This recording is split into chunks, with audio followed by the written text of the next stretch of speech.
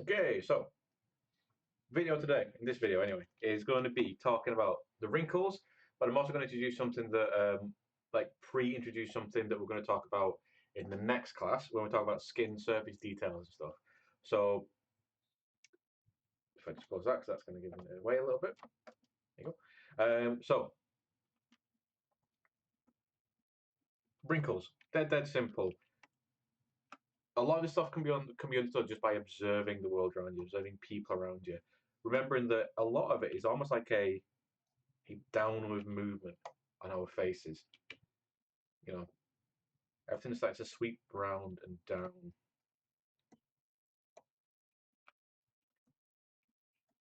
Okay, so we always think about that, but also traces the lines of the face, the forms of the face. Remember, because wrinkles just don't appear for no reason. They appear in certain areas. They appear in areas where there's a lot of skin movement, skin folding. So right around the eyes here, around the corners of the mouth here, corners of the mouth here, under the nose here, top of the ear, top of the nose here, top of the forehead there. So there is a rhyme and reason to why and when wrinkles appear. You rarely get wrinkles around places like the cheek here, though obviously this is we've seen some examples of that not being the case. Around the front of the nose here is a place where you often see less and less wrinkles. Again, not always the case, and sometimes around the front of the chin, because they're often places of either a fatty deposit or places where there's nothing really under the surface before it hits bone. Because generally, if there's nothing in between skin and bone, there's going to be no wrinkle in there. How you produce the wrinkles is completely up to you. There's a world of materials for us to, a world of brushes for us to choose from. As I said in class, I quite like using the standard brush to do this kind of stuff because it's nice and subtle. It's a rounded shape, and I think I can control that a lot. Control that quite well. Changing up the material which shows off this information is really nice. Obviously, we want to avoid anything that hides our wrinkles, like chalk, for instance. So in fact, let's go for madcap skin there. Beautiful. So you can see there, I can just add them in subtly. Looking at reference, so I'm not just going to go in here and try and do it myself without thinking. I'm actually going to look at the reference, and if I've got a really good reference of someone, I'll use that. And I'm also going to I could do a majority of the beginning of it symmetrically. These bigger wrinkles at first, around here and here, around here and here. Maybe some of that symmetrically, but I kind of want to do this asymmetrically while still trying to be symmetrical because I'm gonna do something here, and if I try and do it here, I can get the base information there. I can get the most of it there, but there's still going to be a separation. Things aren't going to match up perfectly, which is what we want. That's realistic. Obviously, areas are like around the top of the nose here. Oops. I could. My pen needs charging. Top of the nose here, I could fold them across each other, so I can have like one dominant fold. If I control it back a little bit, I can have like one dominant fold and then have like a sub-dominant fold coming in, creasing there, jumping into like damn standard, for instance, and doing nice little slices. May not have any as intense because it's relatively simple to think about why these things would appear and even to produce them because all you need is like little bits of information. This is when you do get a little bit closer in and you do use smaller brushes because all we're trying to get is bits of information where the skin folds round, comes down and such.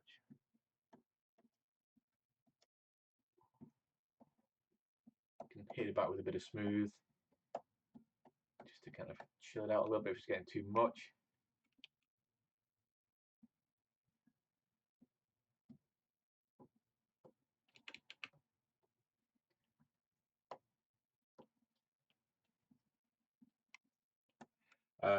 Things like the rake brush,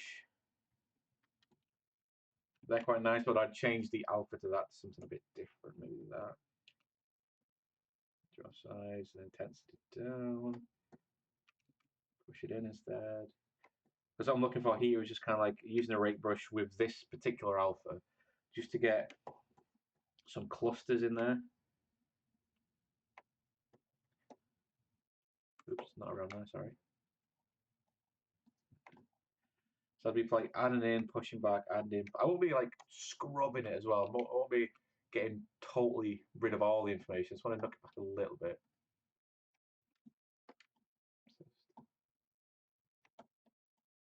A little bit. Think about those areas of where skin is going to fold. It's a bit too much there.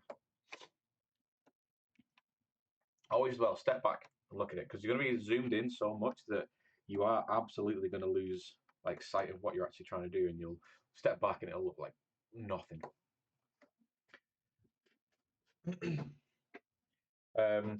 And you've really got to be using reference with this. You've really got to ask yourself, does this look like what I'm trying to represent here? Does this look any good?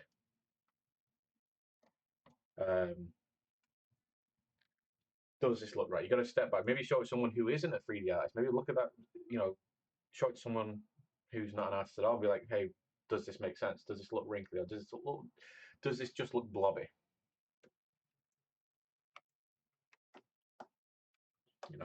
Like I said, there are so many brushes here we can use. The clay brush, like that. Sorry, the things we can do with that, because this is a little bit like the standard brush, where we can just kind of build up areas of the flesh and push back areas of the flesh.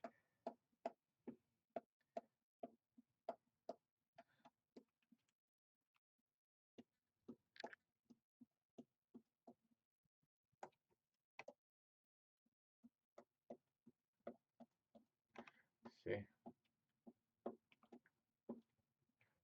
But as I said in class as well, don't rush to the wrinkle stage, because you've got to make sure that everything that has come before it makes sense.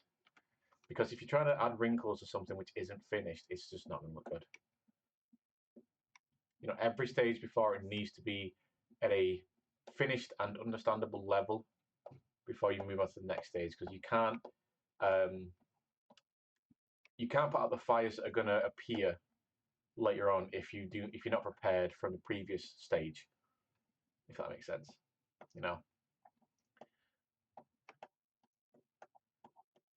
Like, I shouldn't be, like, for instance, retopologizing this if I know that the silhouette's going to drastically change, if I know that I'm going to completely change the nose and all that sort of jazz. I shouldn't be doing any major stuff like retopologizing or anything. All that sort of stuff is right out. Also, in the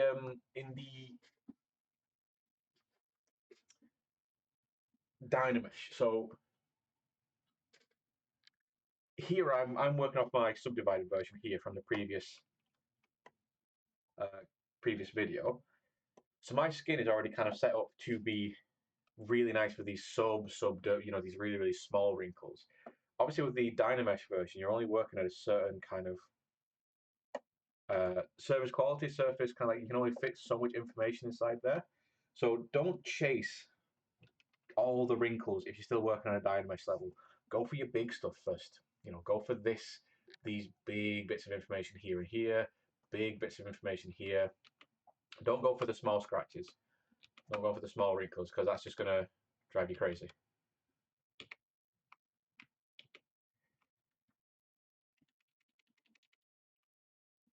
Can't get rid of that, Brian. Come on.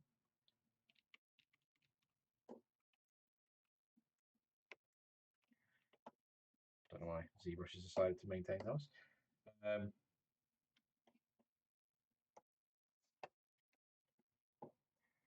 ZBrush is acting a bit funny today. Anyway, right. So wrinkles, it's reference. And like I said, when in doubt, draw it out. If you just need to go in and kind of like draw the direction in which these wrinkles are kind of like falling.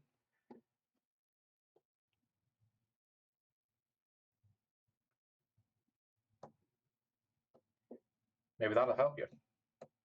understanding like the direction. Remember that everything's kind of going in a downward direction because gravity's taking hold there. But maybe drawing them out will kind of give you an idea about where these wrinkles should form and how they form. Cool. So that's wrinkles. Now the main thing in this video I really wanted to go over, and this can be used with wrinkles by the way, and this can be used on the Dynamesh version as well, should be able to use on the Dynamesh version, is layers. Now I talked about this in class that ZBrush does have a layer system. It's not like Photoshop's layer system. It's not like Substance layer system. It's not like Maya's layer system. It's a whole layer system on its own. Now what this is, I've got my model up to this stage here, and there's a good bit of information in there. It's nice, but I'm going into a stage now where I want to have a little bit more control. Maybe I'm adding detail around here and here that I just want to have a little bit more control over. You don't have to use a layer system. You sometimes don't need to use a layer system, but it's a nice little system to work from. And so it's over on here in the right-hand side menu, layers. You see you got all these layers here. You got a bunch of buttons here that are currently all grayed out. If we click on this little grey icon here, click new, we get this little untitled layer with a little record symbol here and like a slider. Now, what this is, I'm going to go a bit crazy with it. I'll come in and start drawing some wrinkles. I'm going to really start going ham on it. I'm going to be like, yeah, all the wrinkles, pump up that power. Now, all this information is being recorded on this layer. All what I'm doing. Not recorded any like step-by-step recording, but it's all being kind of like tracked, all this stuff I'm doing. Because what I can do now is while it's still recording, I can actually use a slider just to knock it back a little bit. Or even, if I need to, go the opposite.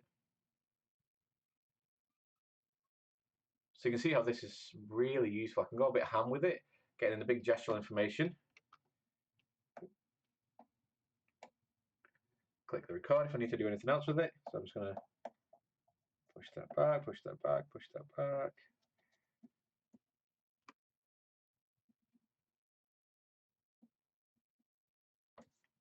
Like that. So as soon as you start adjusting the slider, it's going to stop recording. I can even turn on and off the visibility as well.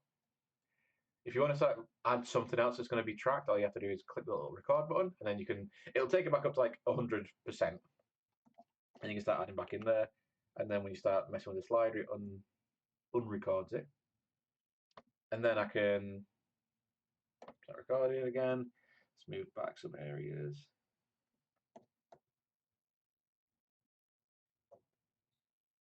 Some stuff. Record it again.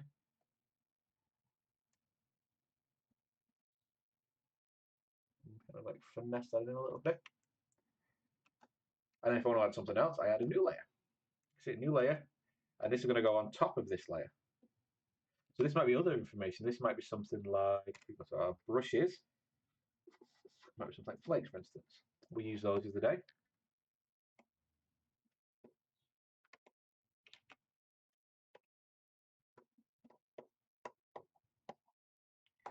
Now maybe I don't have any colour for these. Sorry, I got the colour.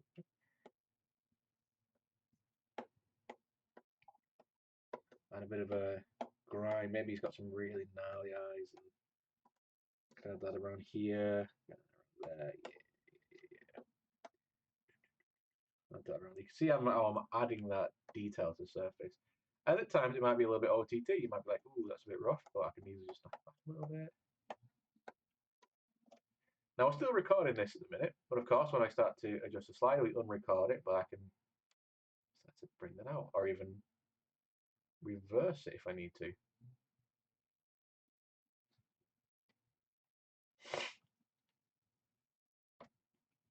Sorry, I'm still full of a cold. You'll hear me sniffing a bit.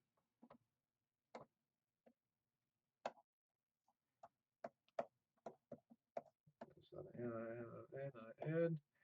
Beautiful.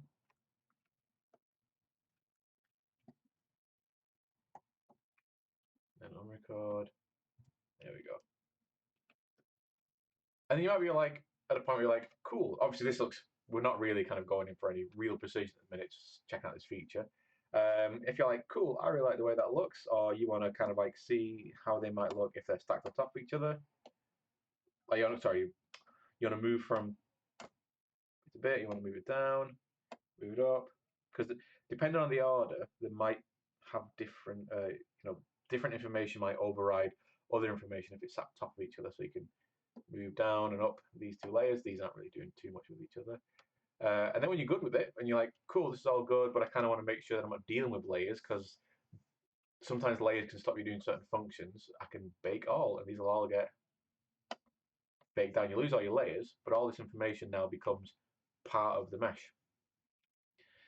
This is probably something I'd use when not in Dynamesh level, because especially if I'm still Dynameshing, this information is going to get destroyed as soon as I Dynamesh. So this is definitely something I'd much rather do when I'm dealing with my retopologized version with all my nice edge flow and stuff, because I know I'm never going to Dynamesh this, and all I'm doing is adding the information on top. So the layer system is super nice, super useful. So imagine using the layer system along with the surface. It's all very cool. There are other things as well that we're going to touch on in smaller videos or in class. Things like morph targets, where we can store a morph target and then paint it back in. I'm not going to go through that in this video, just because I want to keep this one relatively short. But wrinkles and the layer system, imagine using those two in tandem. As you're putting in your wrinkles, you can go quite heavy with your wrinkles on a layer, and then kind of like push back and forth those kind of shapes, and then kind of add in, push back and forth, add in, push back, then bake down, add another layer, add a few layers. And what you can do, just thinking in like a production standpoint kind of way, you can have multiple different versions of a thing in here. You can have like layer 1 be a scar, layer 2 be another scar, layer 3 be another scar, and you could literally pull off null maps per scar or whatever. You could use these quite technically. So the layers are super useful to use. With them though, I would save often, just because these can sometimes be a little bit difficult to work with, and in the past they've been a bit fraught to crash ZBrush. Obviously we're working with a really nice autosave system, so we're never really going to lose too much, but they can sometimes crash ZBrush, which can just be really annoying. So that's the main just talking points about this video. Is just think about the wrinkles and think about your layers. Your layers, it's just something nice to use. You don't have to use them, but they're nice to use because it's nice and controllable. But your wrinkles, directionality. Think about those directions. In what directions are these wrinkles flowing? What are they kind of dealing with when when the wrinkles are coming over the surface of someone's skin? What are they kind of dealing with? What are they wrapping around?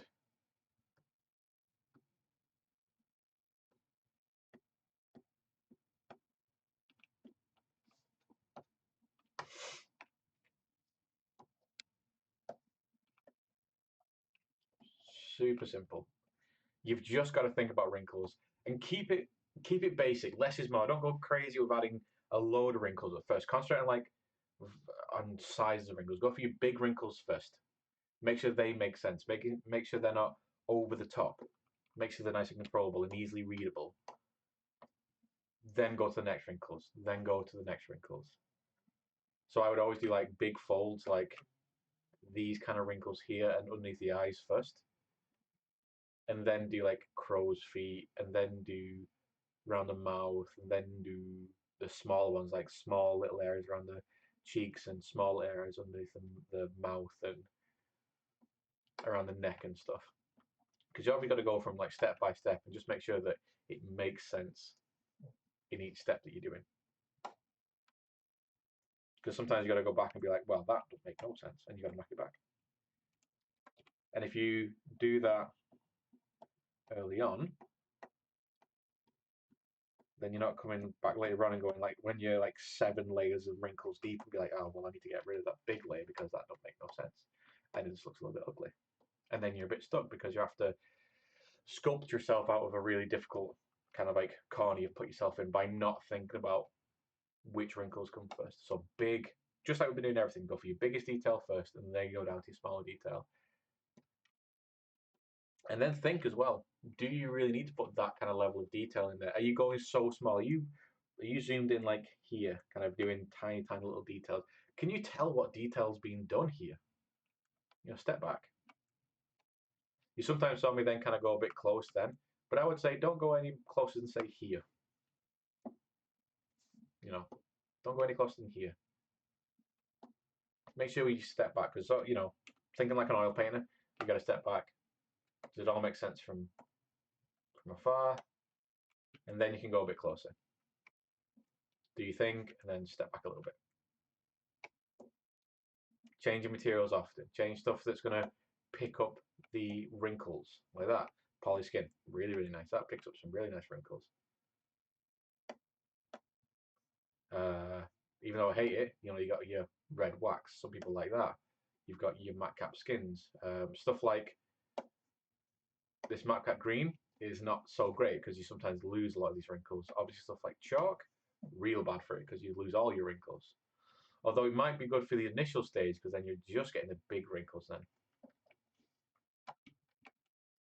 So you can see there that only really the big wrinkles are being red. So I'm not going to really worry about any other wrinkles. Cool. All right then, so like I said, nice quick video. All I want to do then is just touch on the wrinkles again and talk about the layers. Now we'll be doing the layers again. We'll be touching on the layers again when we're doing skin surface in the next class, and then when we're doing the bodies, this is going to come into play quite a lot. So this we're going to get familiar with, as well as stuff like the morph targets and other ways of adding like surface detail. And I'm going to link videos to stuff like the array mesh, the nano mesh, Geometry HD from other sources that explain it much better than what I do because I don't really use array mesh, nano mesh, or Geometry HD for my workflows. Cool. Right then. See you in the next one.